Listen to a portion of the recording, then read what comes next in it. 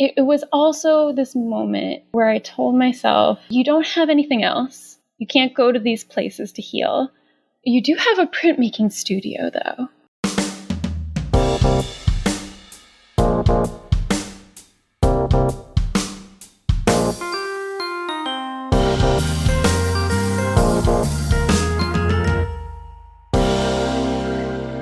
Hello, print friends, and welcome.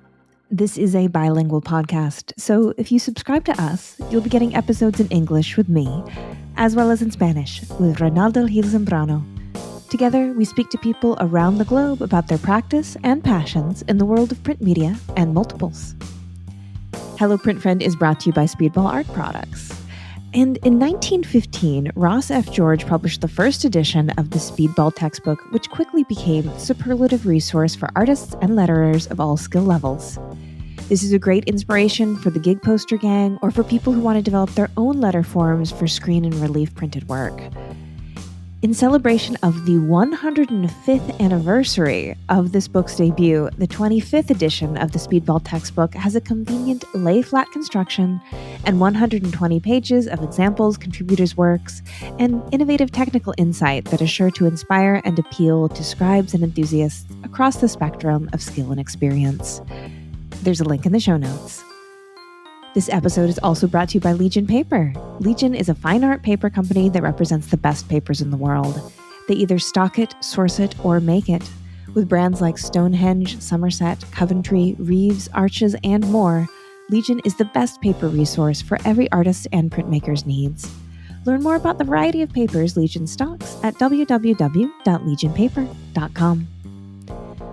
One more quick note before we get into this week's episode. I want to give a shout out to the SGCI conference happening next month in Providence, Rhode Island.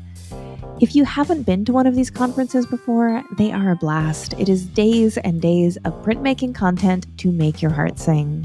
Exhibitions, talks, demos, open portfolios, a vendor fair, and much, much more. Registration closes on March 27th, so don't delay. My guest this week is Courtney Treglia. We talk about her experience working in the print studio at Columbia Teachers College in New York City throughout the height of the COVID-19 pandemic. We also talk about trauma, grief, and how print and poetry can guide us through this. So in case you haven't guessed, we talk about death, PTSD, and those scary early days of the pandemic, as well as lots of hope and healing. But all the same, take care when listening.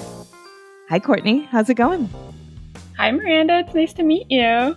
Yeah, it's very nice to meet you too. Thank you for reaching out and suggesting we have this chat. You sent me a really nice email and it had a lot of things that have been on my mind lately. And I think a lot of things that we're kind of getting to the point of being able to process and think about and talk about. Mm-hmm. And I include myself in that personally. And so I thought this would be a really nice opportunity to create a space for those conversations and to hear your story. So I'm excited to do that. Yeah. Yeah, thank you so much. I actually first found out about your podcast when it was during the pandemic. And at the time, nobody could be anywhere. Everyone had to quarantine for a few months. And I just needed printmaking in any sort of way. Like if you could grind it up into a smoothie, I would have drank it, you know? So that's how I found this podcast. And I was just so relieved that there were other people out there who wanted to talk about printmaking as much as I did. And then after getting into your podcast, I started finding the artists that you interviewed. I started meeting people on Instagram who I still message to this day and realized that it was so fun to find a printmaking community outside of being in a printmaking space during that time.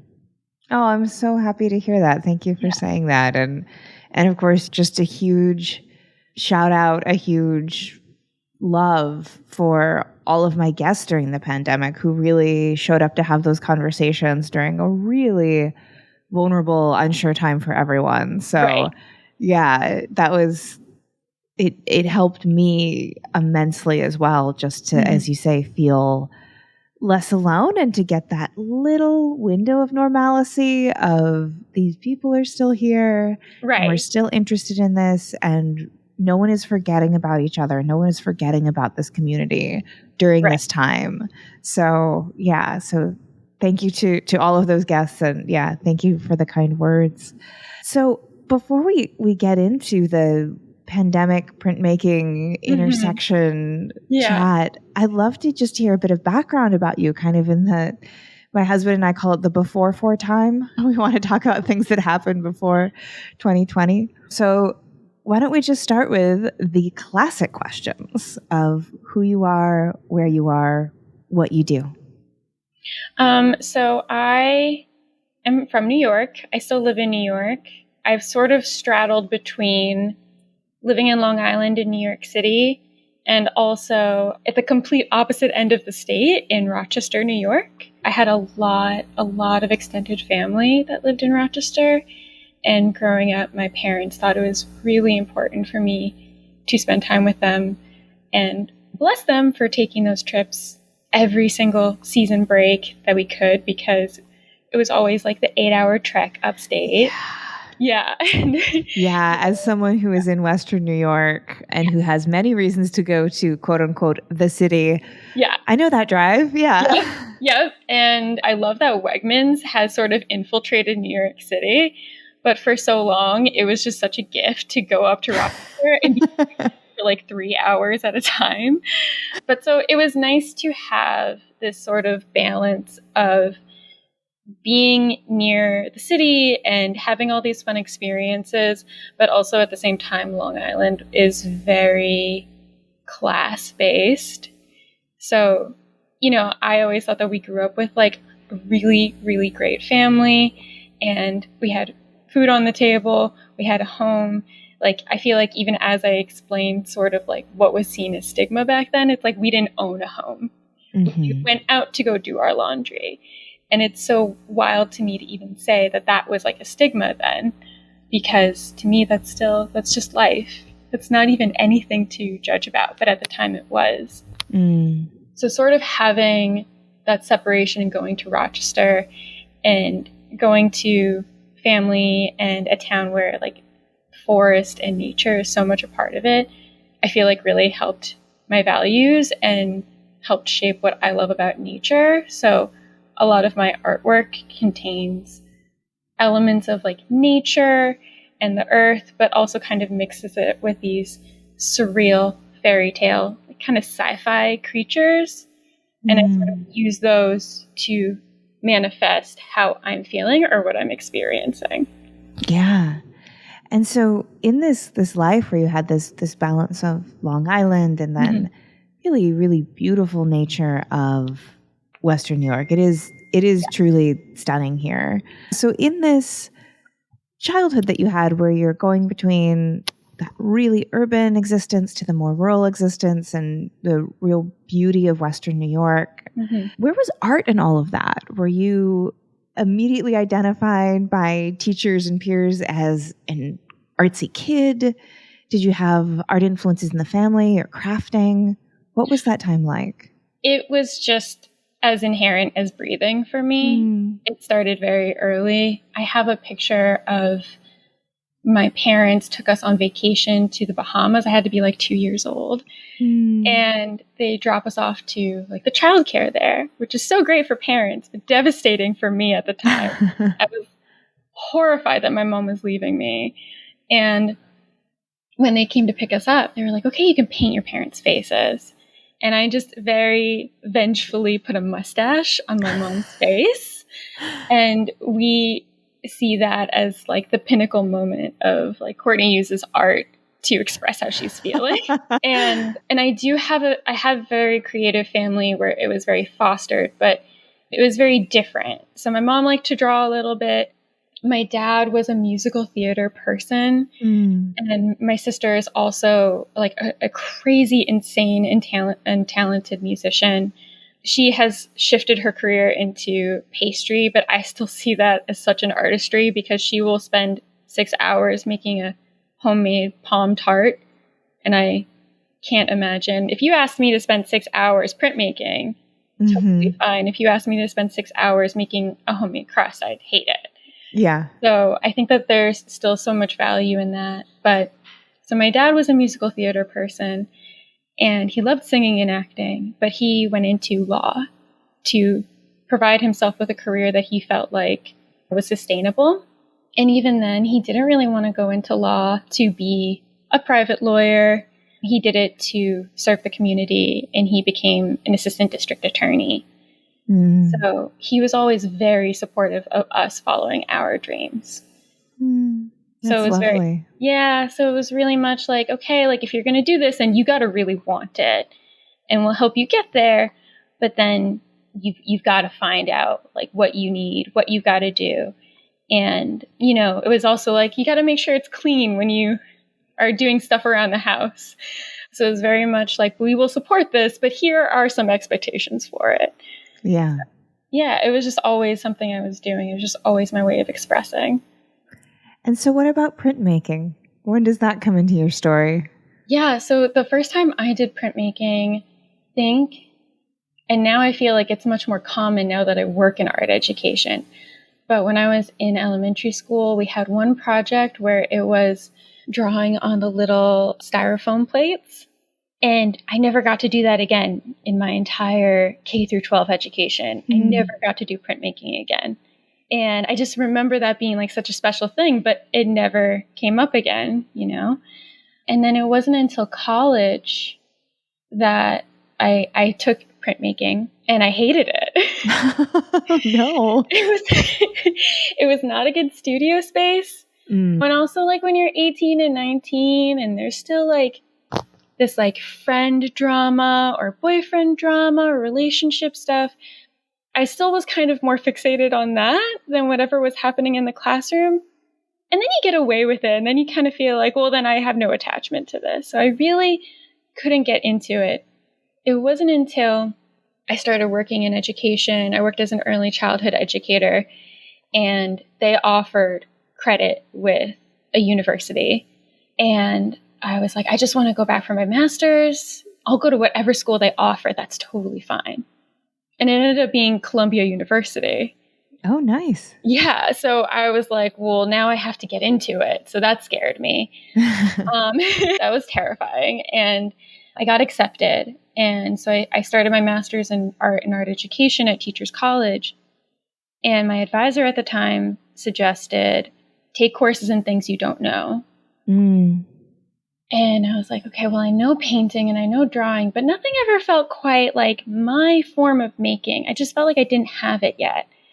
I loved animation in my undergrad, but it is exhausting and it's very hard, very time consuming. And then I decided to sign up for 2 classes, one in silkscreen and one in etching. And it just immediately consumed my entire being. And also I felt welcomed by the people who had already been a part of that space for so long. And it felt like I found myself, and I found myself as a person within this space. And then just after that, I just absorbed every part of printmaking I could take in and just quickly took off with it. And so you graduated and started working, and then 2020 comes along. And when you reached out, you were particularly interested in talking about the experiences of the pandemic. And as I mentioned a little bit earlier in the podcast, I almost feel like I'm just ready to start reflecting now. Sure. I definitely went through a time where I didn't want to talk about it. I wanted to just not think about it, and wanted to almost this sort of suspicious or superstitious, if I talk about it, is it going to come back? Are we going to get another wave? You know, that kind of feeling of just wanting space. So it's really nice timing that you're willing and open to have that conversation now, because I feel like I am finally too. Yeah. So I'd love to know, where were you in life when you first realized that this novel virus was going to be a thing? You know, because I The few I've had COVID a couple times, and it's for me. The first time was quite rough, and Ooh. I even ended up like going to the emergency room once, and Oh it my was okay. gosh. But I would lie on the sofa and I would look at my husband Tim, and I'd be like, "This is a novel virus." Like, because Yeah. I just felt so different. Like I'd never felt sick in that way before. Yeah. So yeah, but like just kind of to sort of set the scene of what was your life like, and do you remember when you realized, oh, this is going to be a thing? Because it had kind of been in the news a little bit, but we had other stories of viruses like SARS or swine flu, Or that bird flu. Wasn't bird there bird flu flu. too? Okay. Yeah, that kind of were like, okay, this could be a problem, but it never reached the global scale No. that this one did. So yeah, just I think you understand what I'm trying to get at, but just like Yes. that moment of like when you were like, oh, this is going to be a life-changing event. It's really interesting because I feel like printmaking and who I became through printmaking is such an important part of my experience during the pandemic, because as I had spent time in the printmaking studio at Teachers College, I had to like stop for a little while because I just didn't have the class for it. There was no reason to with my master's. That was like, I had to move on to other classes. And I felt physically ill leaving the studio and cleaning out my locker, and it felt wrong. And I remember texting my now husband. I was like, I don't feel good. I don't feel good. And then I also kind of realized at that time that I was ready to leave early childhood because it's a very exhausting job. Yeah. In general, we need more childcare in our country. But it just sort of felt like the more I was doing printmaking, the more I wanted to be a part of it. And then the position opened for the printmaking studio fellow. And I had to like inhale it. Like I needed it so badly. And I was so excited when I got it. This is all leading up to the pandemic, because this is summer of 2019. And you don't realize when you're going through summer of 2019 that like everything leading up to it is not going to be what it was.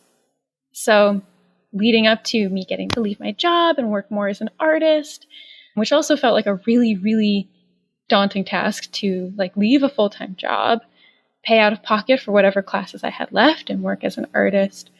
My dad passed away when I was celebrating my 28th birthday. I was turning 28, and we were in the hospital saying goodbye to him.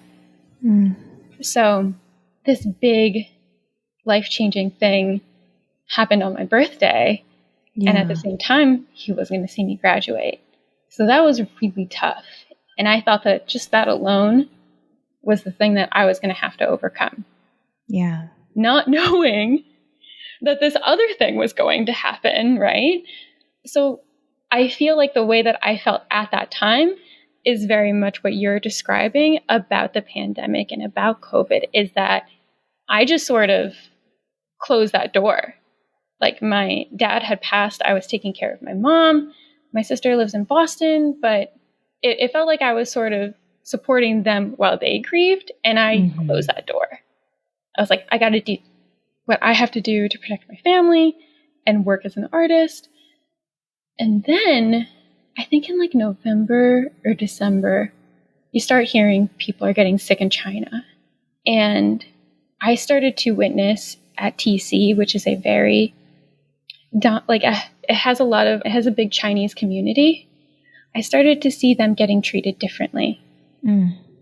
And I could see it from like in a distance, you know, it was happening around me.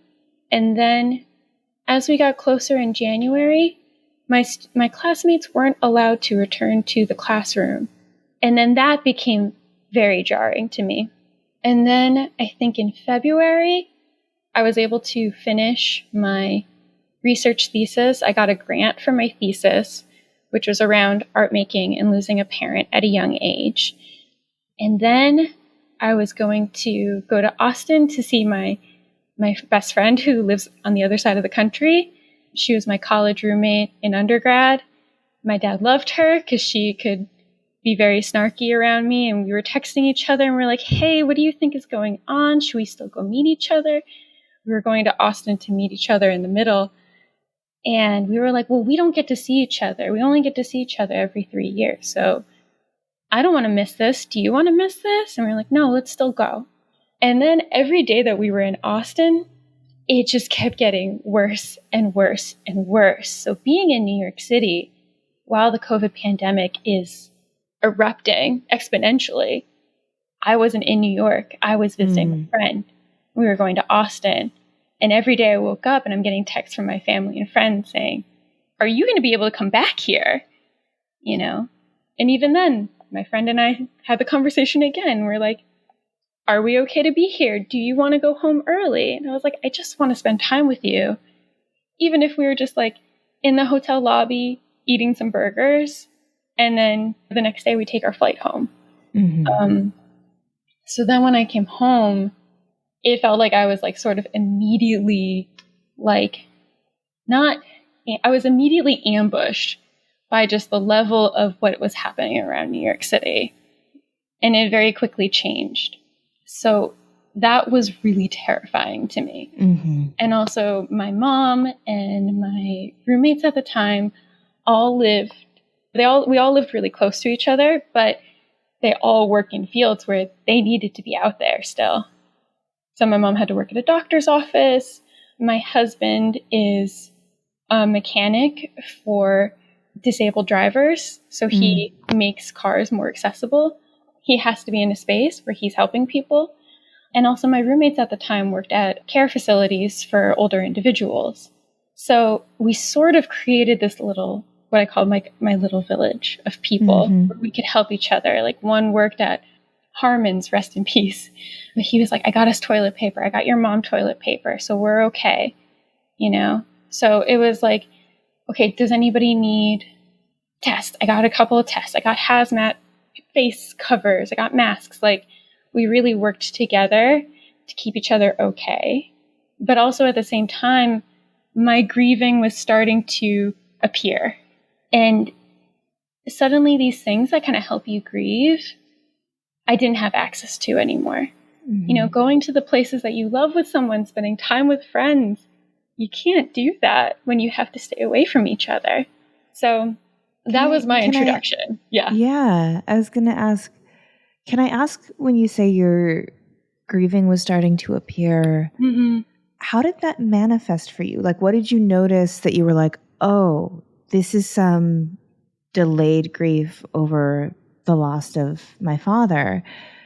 How did you know that that's what that was? And maybe not just like anxiety around the pandemic and all that kind of thing. And I ask this as someone who's recently lost their father and gone through a lot of life changes. Thank you. Yeah. And sometimes for myself, it's kind of difficult to parse. Is this because I've moved across the country? Is this like, what am I feeling? Yeah. So I'm just sort of curious. I think it's a little bit of both. I think you have to allow yourself to know that it's both, because you're grieving and also there are these things happening at the same time. So the grief is giving you a little, the anxiety is giving you a little. I did notice that I didn't feel like I could ignore it anymore.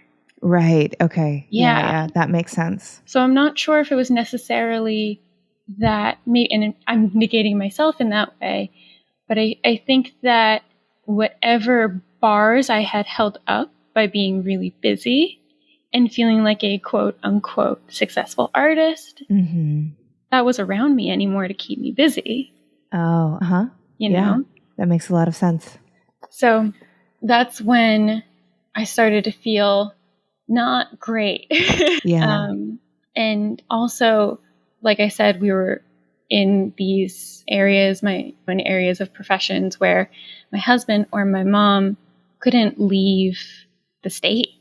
I think that's something we forget about, is that for a while, people couldn't really leave New York State if they worked in a first responder field. So things that we wanted to do, like go to Cape Cod to visit where we spread my father's ashes, wasn't really an option. So moments like that, moments I was looking for in closure, weren't available to me. And then also now I had no access to a printmaking studio. Yeah. So I tried very hard to start printmaking at home. And then very quickly, we became one of the first and only studios to open back up in New York City. Yeah. We being Teachers College, right? Yes, Yeah. specifically the printmaking studio. Uh-huh.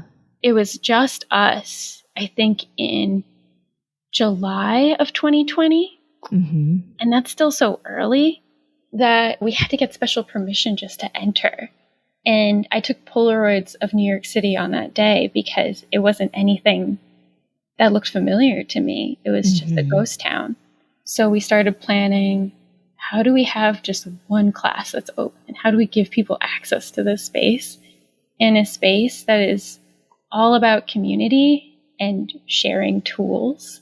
So it was a really daunting task. It was just the printmaking studio and the ceramic studio across the hall. So we leaned on each other a lot. And the school itself was completely empty. Columbia was empty. Going on the Long Island Railroad was so quiet in a way that I've never seen. And now I miss a little bit, now that it's sort of back to what it was. It was also this moment where I told myself, you don't have anything else. You can't go to these places to heal. You do have a printmaking studio, though, and you're the one in charge of it. So, like, we're going to be experiencing all these anxieties, and clearly I'm starting to grieve. Let's just make a bunch of art and know that, like, the grieving and the fear and the anxiety, that's inevitable if we're home or we're not home. But at least we have a printmaking studio. So we only had about 8 students at the time, but it just felt like I just needed to get everything out in art form. Everything that I was feeling, I was just constantly making all the time. Yeah. And so what was behind the decision to open up so early on? I mean, and I think some of that answers in what you just said about just the isolation and people needing space to make work, to try and process what was happening. But from your point of view, was it just that, or were there other elements to consider as well? Because as you said, July 2020 that's not even the middle. No.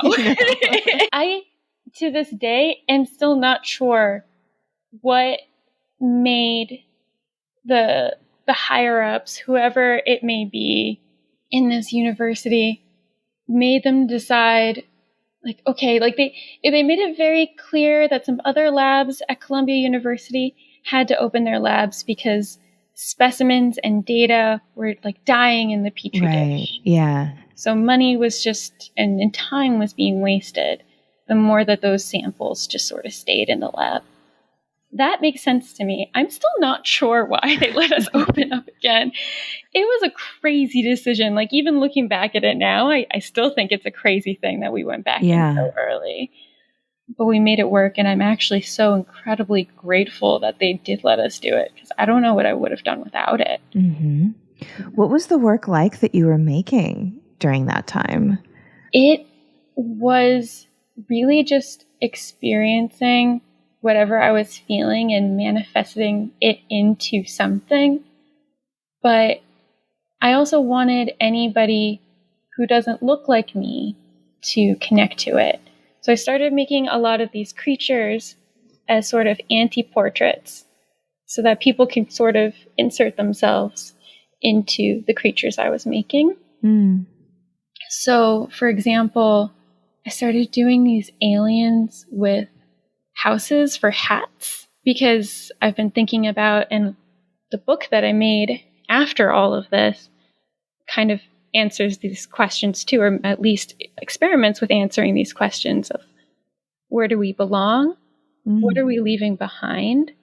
And I was thinking about how, as we uncover artifacts and things from the past, we're probably getting it about like 80% wrong. You know, so I thought about, like, if we are leaving something behind. The things that find it, are they going to get it right? Probably not. So I sort of picture these like aliens with houses for hats. It's like that's their idea of like what a house is supposed to be. Oh, I see. Uh-huh. Yeah. Yeah. And I also was terrified at the time that the people who owned my mom's apartment were getting ready to sell the house during the pandemic. So for me, it was also trying to translate this fear of like, where is my mom going to live? Where are we going to live? Because at the time we really wanted to live with her. My husband and I wanted to get a place with her, but Long Island is very expensive and it's very difficult to find a reasonable 2-bedroom apartment in Long Island. So that was one creature I was making a lot of work around, and also sort of like a version of me with big deer antlers, because I felt like antlers on a deer are such an example of like male dominance in nature. It is very strong and actually very terrifying thing if you see it in person. But I put it on myself because it was like suddenly once my dad was gone, it felt like I became the new head of the household. Are you the oldest? I'm the youngest. So having that sort of responsibility placed on me, not by anyone individually, but even my dad kind of knew that I was the more like responsible one. I was kind of like a caretaker at a very young age. Some of that's probably from like growing up a little too fast, but that's the like one version of a character that I made. So, and then sometimes I would just sort of create the shape of a portrait and fill it with something.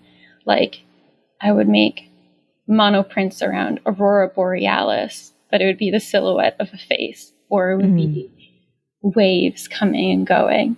So that was a lot of the stuff I was making. Yeah. So you mentioned the book that you wrote. Yeah. And it's a book of poetry, correct? Yes. Yeah. And so that's also another part of your practice is not just the visual side, but the poetry. And so how did that project sort of come about? Were you writing throughout the pandemic and then you realized, oh, I have a book of poetry here? Or was this something that was part of a processing after we started to regain a sense of safety? I would say I had been writing poetry well into my early 20s. When I was still in my undergraduate, I actually have a couple of poems in there that I wrote when I was like 21. I grew up with a huge fear of death and loss. And normally when I don't have art as an access, like so the phase where I didn't have the printmaking studio, I started writing more.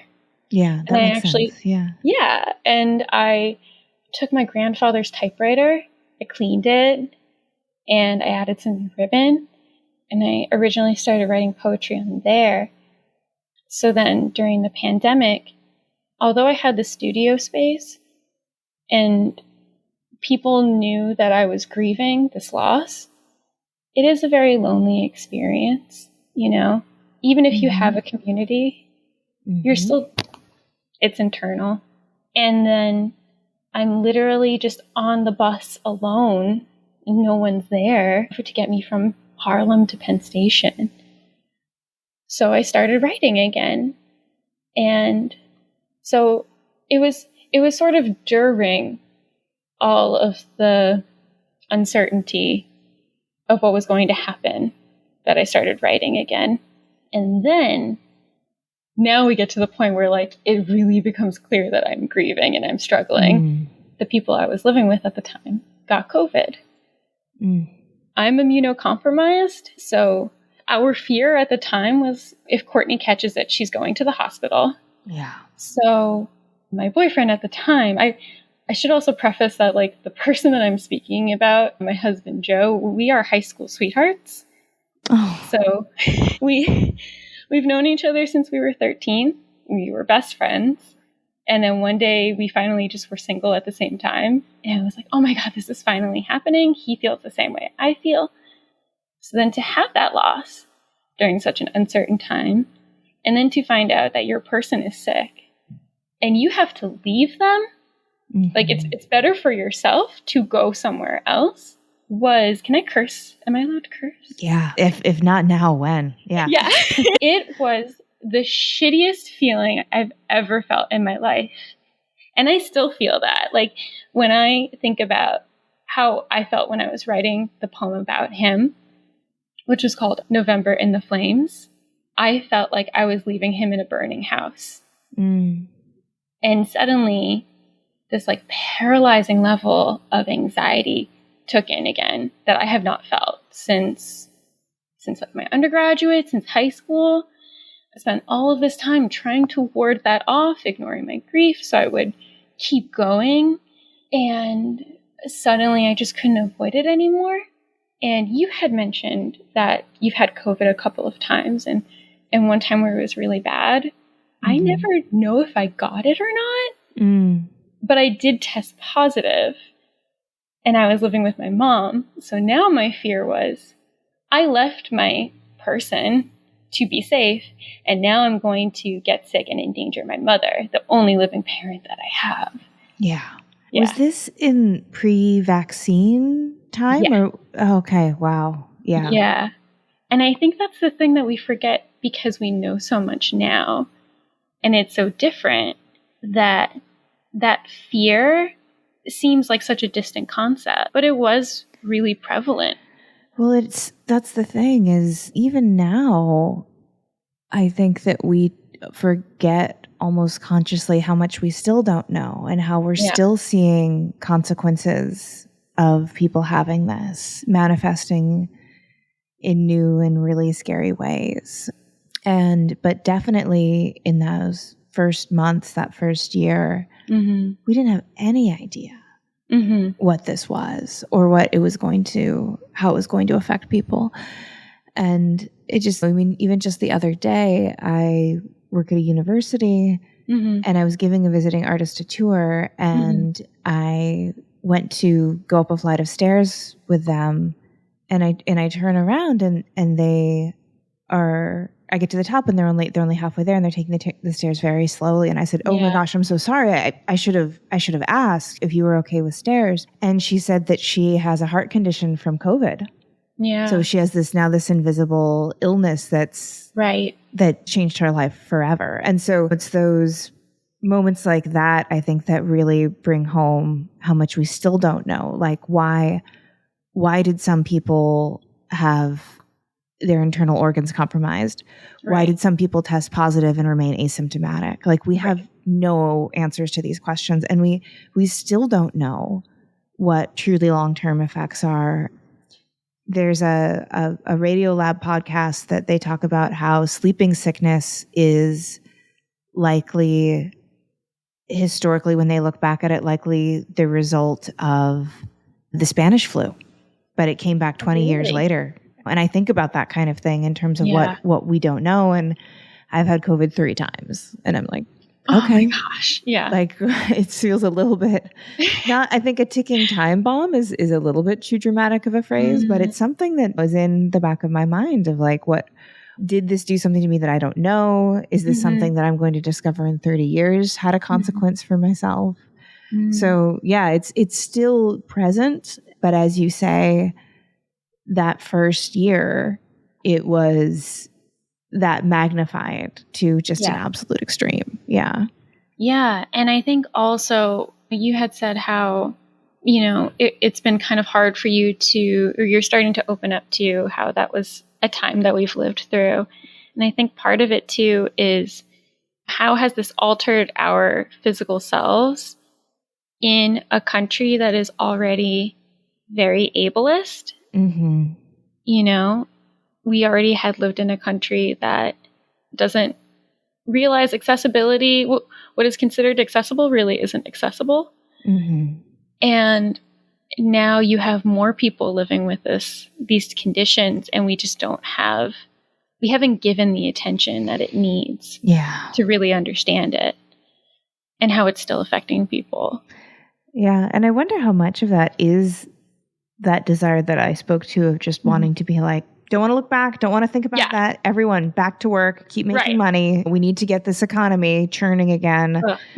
And to stop and talk about people who are living with effects of long COVID and truly say, okay, as a society, how do we take care of these people?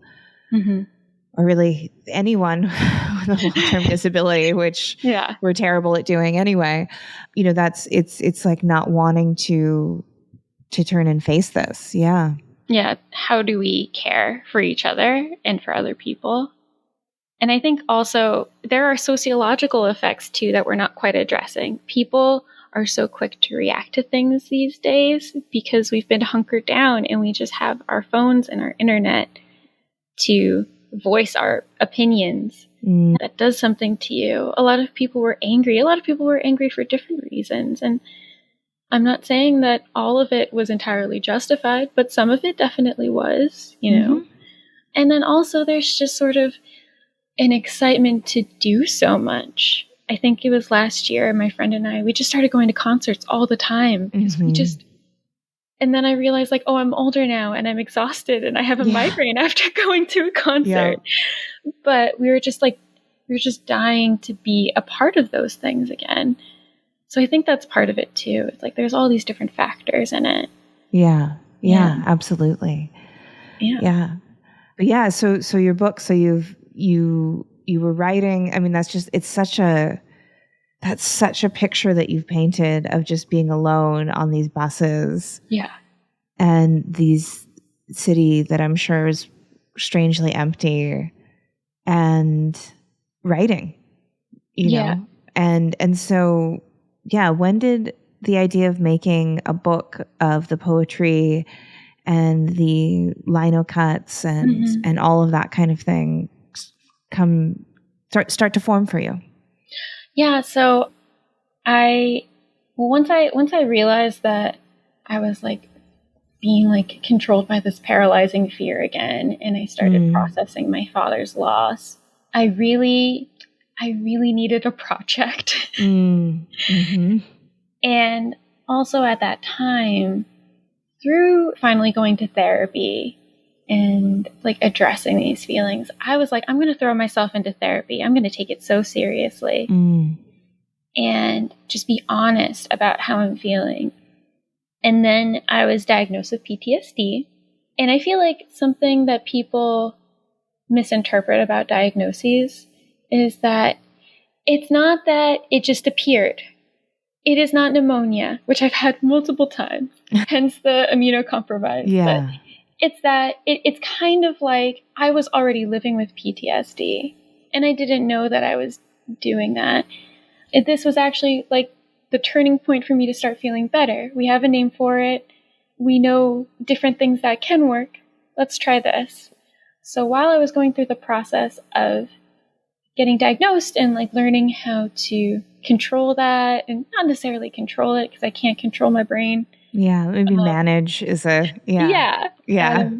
becoming friends with it, I guess. Becoming friends with PTSD, becoming friends with my diagnosis. Yeah, like welcome. What are you here to teach me, unwelcome stranger? It's like, hey, we've been here for a while. We've had some bagels and some coffee. Glad you could join us.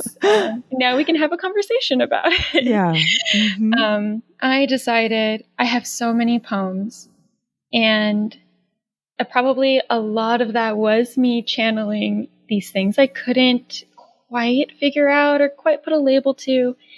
And I realized over time they all told this like larger story about life and death and wanting to be places you couldn't be during a pandemic. And it's like, how do you feel like yourself when you can't go to the places that are so a part of who you are as a person and your memories with people that you loved? So then I started teaching some of the printmaking courses, which was really fun. And being like the assistant was really great because I was always there and I could help people.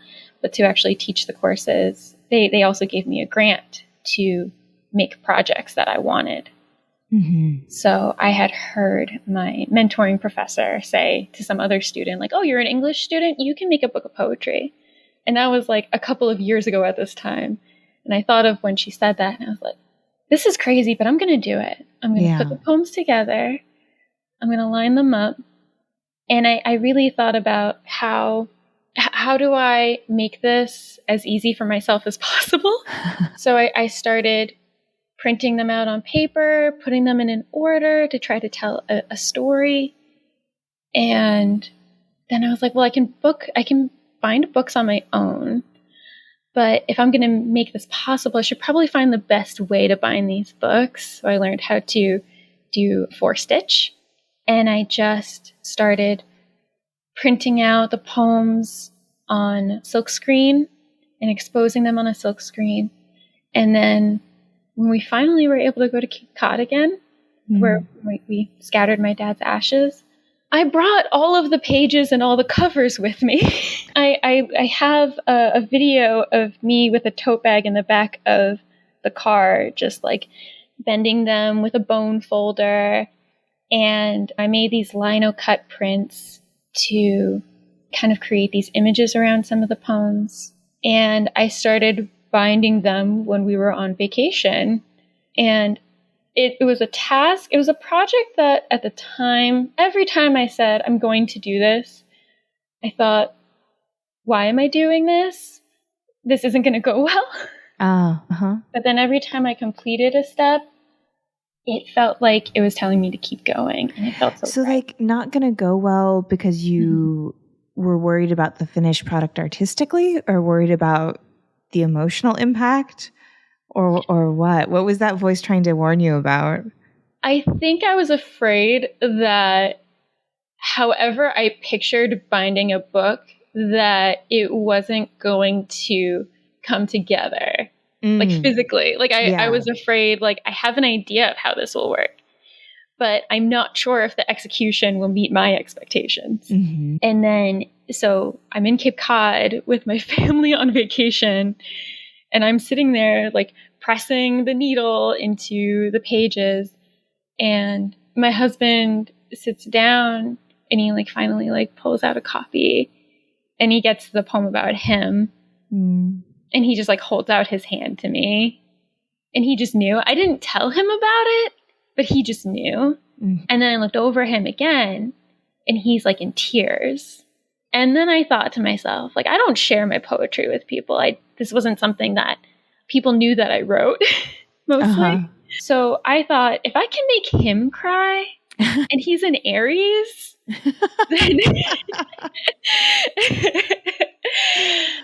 then I think I might actually be pretty good at this.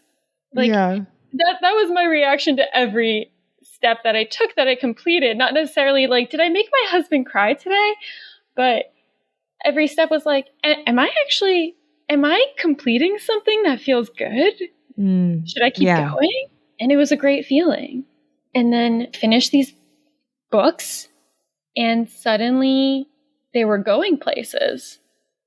People were buying them. I went to this like really wonderful, progressive, vegan bakery cafe in Hyannis that I just went up to the book owner and I said, hey, I see you have some work by local artists. I'm an artist, and Cape Cod is featured in my book, and I made it by hand. And that was something that, like, when I was younger, I would have never done.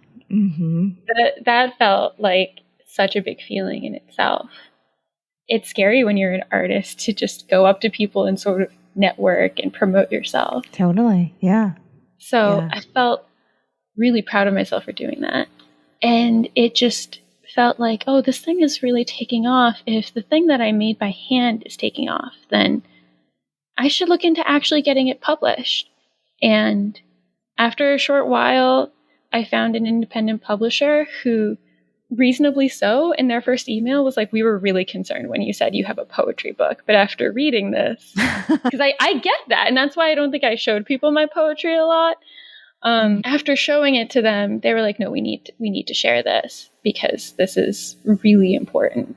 And I refinessed the illustrations, but they still have this sort of lino cut feel. They have like the white line and the negative positive space.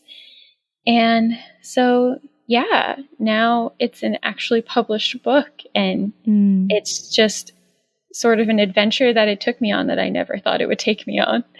Yeah. You have a particular poem you might want to read? Just to give kind of people because we spend a lot of time talking about the print side of things and your print practice, but yeah, a poem that just seems appropriate, I guess. If you were going to share one that you would share. I think then I'm going to pick In Isolation We Stir, because I feel like that's very on par to what we're talking about. And it's one of the more introductory poems to what is happening in the overall story. So it kind of sets the tone for the rest of the book. Sounds perfect. Okay, cool. In isolation we stir. A diner, a beach, a memory. I disperse pieces of my soul on the shores of Cape Cod. My life, now breadcrumbs. The seagulls cannot steal. The place where I grew up every summer became the place where I scattered my father's ashes, buried in the sand and the memories, merging with the seashells in childhood. I don't recognize these streets anymore. The doors close on Manhattan. Lights retire after 40 years of business. Broadway took a vow of silence. Restaurants starve on the sidewalk. The city that never sleeps lies awake at night, holding its breath, clutching restlessly, wreaking havoc on subway veins. New York City can't come to the phone right now. I need to be around other people to know people are still here. But home can be a haven when you are forced to leave it, a luxury to return. There are locked doors on the places of my memory, moments I shared, people I laughed with.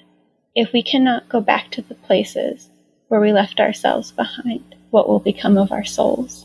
Wow, that's really interesting. I feel like I started to get even bigger feels when you were describing New York and just some of those details about like how home is a haven when you're only when you're forced to leave it, and how everything really shifted during that time. And so, your home, where it's supposed to be that place that you come back to and you get that sense of relief, and your animals are there and your family is sometimes there, and just your things, and how it really just became these little boxes that were to be endured during that time. And and the empty cities. And this has been a really interesting conversation, because I've just, through hearing you describe things in general, not just in the poem, I've been feeling a lot of that anxiety kind of return, out of that familiar anxiety. So sorry. No, it's okay. Like not like return to stay. Yeah. But like that my body remembering what it was like. And I think that feeling of not knowing when it was going to end, and all of that kind of thing. So, and just really the really intense fear, like when you were talking about having to leave your partner and not knowing if he was going to be okay. And then that feeling of going to stay with your mother. And then of course, like she having COVID as well. And then there's that, like, did you give it to her? Who, you'll never know. Right. Exactly. She was also working in a doctor's office, but just all of that. Yeah. That fear. So it reminds me of that classic phrase of like, the only way out is through, when it comes to, I think, processing and understanding the complexity of grief that's both on this global scale through something like the pandemic, but then also on the super individual scale of personal loss. And, as we spoke to, like, you and I both have lost our fathers in recent years, neither from COVID directly, but so many people did lose people directly in that time period from the virus. And so it's just a really complex, heavy emotional soup that I think everyone maybe has an element of wanting to turn a blind eye to it. Yeah. But poets don't turn blind eyes. That's not what they do. I remember when my husband read it, he was so upset afterwards and was like, I didn't know that you were feeling this deeply. And I was like, well, writing, like he felt like he misunderstood or he missed something. After reading. And I was like, no, he was the most kind. And he also loved my dad. He was the most kind and supportive partner I could have had through all of that. But there's something about poets. We just, we got to make things sad.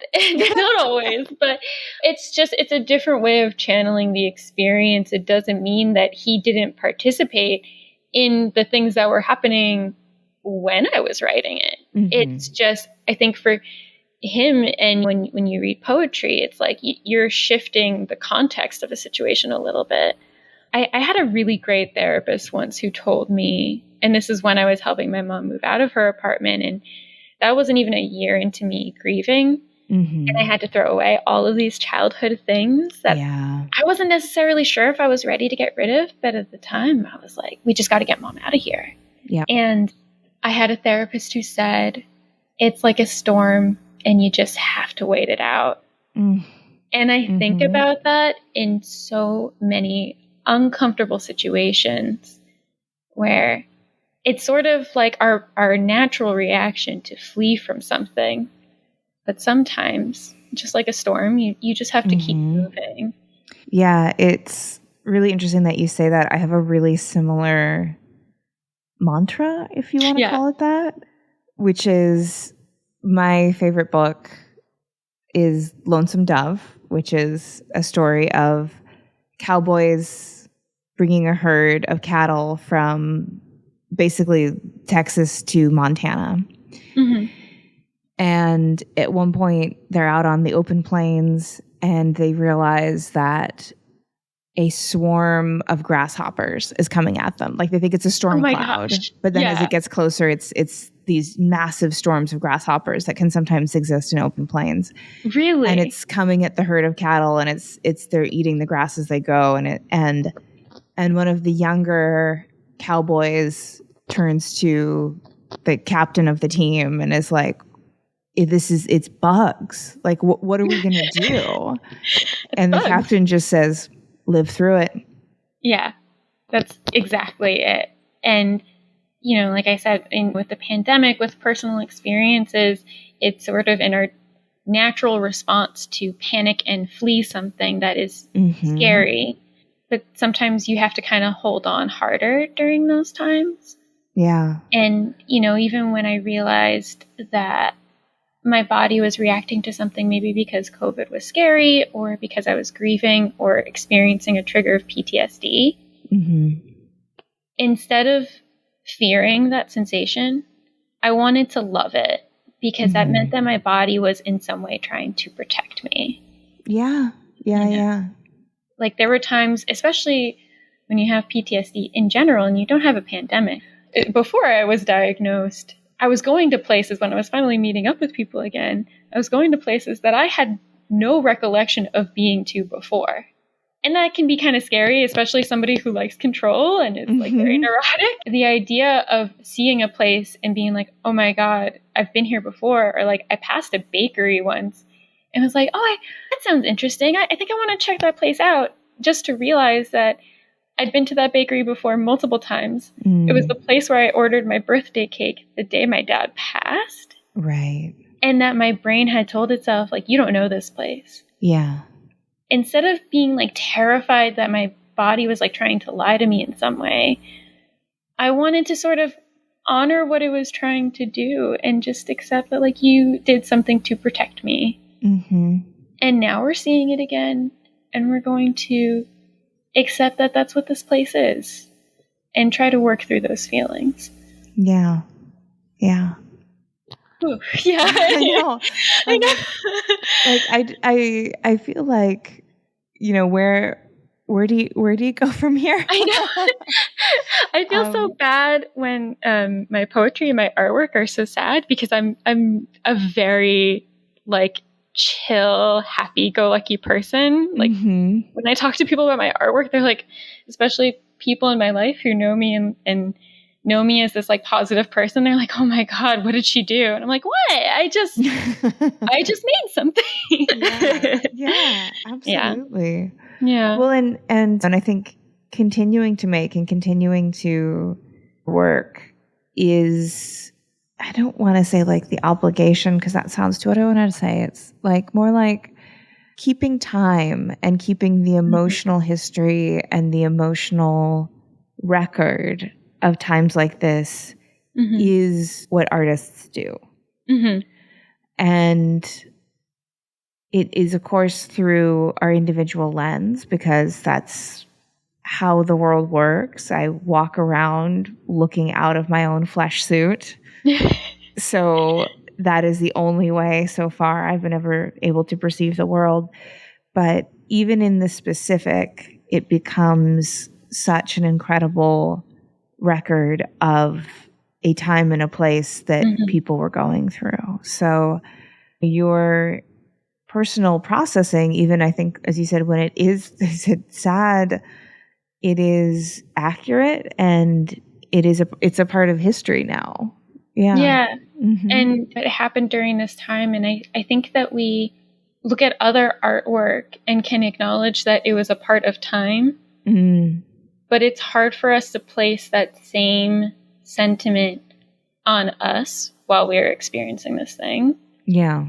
I do feel like printmaking has such a rich history in protesting and going against something else.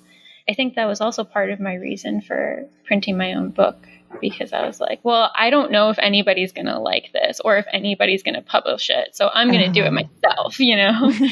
But it feels like at the time, like nobody knew that we were in that little printmaking studio in New York City. And now that I have all of this work out of it, I do feel like it sort of like encapsulated this moment in time that now we are looking back on and thinking like, oh my gosh, like, yes, at the time we were so scared and feeling all of these feelings, but now we can sort of uncover all of these little things that were happening around us at that time too. Yeah. Yeah. Courtney, where can people find your book? Where can people find you out there? Yeah. So my book is called Lost Objects and Found Memories. And it's under an independent publisher who I'm really excited about seeing what they do in 2024. They're like revving up to do a bunch of cool new things, and I'm so excited for them. I'm so excited to be like on this journey with Wandering Minds. And so you can go there, you can go to their website and find my book there. You can also find me on Instagram. That's honestly my preferred form of social media. It's visual, it's easy. I go by at my Co. It's 3 Co's. Coco was a family nickname, and Stella Star was a 2000s indie New York band, and they had a song called My Coco. And that's been my Instagram name ever since, and I've never changed it. So you can find me there.